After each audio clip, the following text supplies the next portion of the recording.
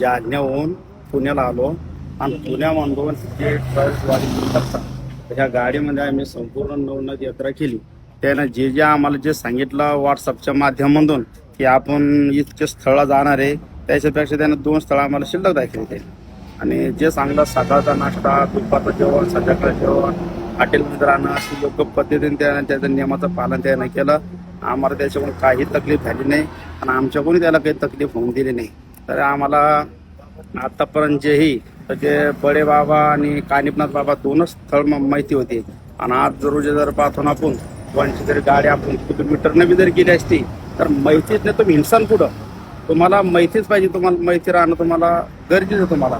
तर यांना जे ते माहिती होती हे टूर्स नेते दर महिन्याला 15 दिवसाला लोकांना देवदर्शन करीत ते.